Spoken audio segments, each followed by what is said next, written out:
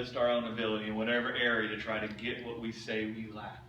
And we'll go to great ends to get what we say we lack through our own ability. Because we'll become fixated on like we need that thing for life. And you can equate it to like a 2-year-old baby, that thinks that they really need something, and then when they don't get it, what do? Bam! Boy, I mean, they throw themselves on the ground and they throw a temper tantrum. This is a great analogy of what happens in the soul of a human being when they think they lack something they need for life. So what God says is, I need to do something that physically needs to be done, and a work that has to be accomplished, but also something that can be an anchor to the souls of people. So we need something that can anchor our soul. The way he anchors our soul is by what we're talking about, through the resurrection, making us co-heirs with Christ, meaning the possessor of the same incorruptible life that Jesus is a possessor of. And that's what Romans 8 is running down through. I love the progression Paul makes. And if sons, then heirs. Right. Heirs of what? Yeah. Heirs of God and his kingdom. Heirs of God. What does it mean to be heirs of God? Heirs of the life and the fellowship that's contained in the Godhead. I'm an heir of that life. Yes. As that word persuades my heart, it becomes an anchor in my soul. And so every time something outward may try to press in upon me with a word of death or lack to try to subvert my soul, I have this resurrection and the power of the truth of this resurrection dwelling in my heart, anchoring my soul, keeping my soul from being subverted, so that my members can't be taken captive by sin any longer. What good is it if my soul is only restored here and then it doesn't stay anchored? Sure. Right. And so this resurrection, it isn't just that it persuades me once and I say, I'm persuaded, and I become saved and then whatever. It's that it constantly anchors my soul in the power of an incorruptible, indestructible life in human flesh. That's what it anchors my soul in. That keeps it from being subverted. If it can't be subverted, then I can't be taken captive to sin. Sin can't take my members captive anymore. Because I'll say, no, I have all things that pertain to life and godliness. What do I need to get?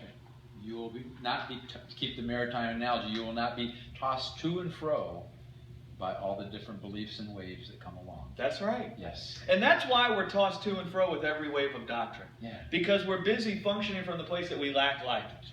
And so we say we lack, and we're all the time functioning from lack, and so then we're all the time looking at trying to get. Exactly. How can we get it? Yeah. How can we get it? Where can we get it? Yeah. And so then we're bouncing all around, here, there, everywhere. Yeah. Trying to get it, trying to get it, trying to get it. Yeah. Never sitting with the message that actually is full of power to anchor our souls.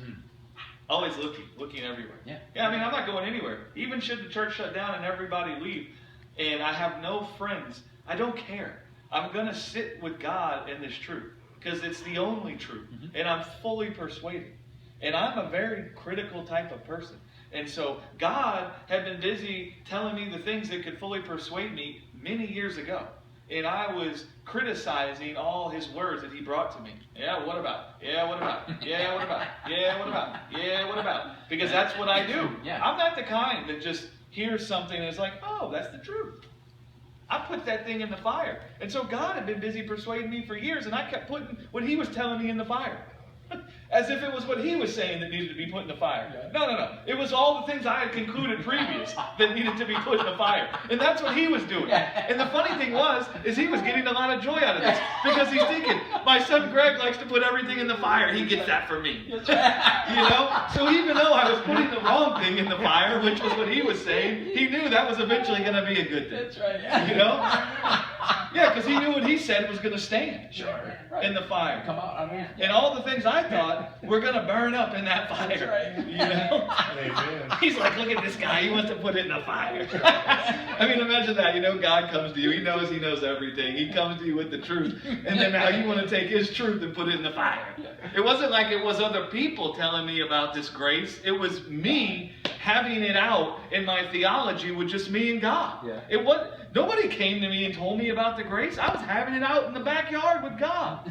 And so God's like, look at this guy. Here I am, God, and he wants to put what I say in the fire. Let's have fun with this. Yeah, man. You can just see a guy getting a kick out of that.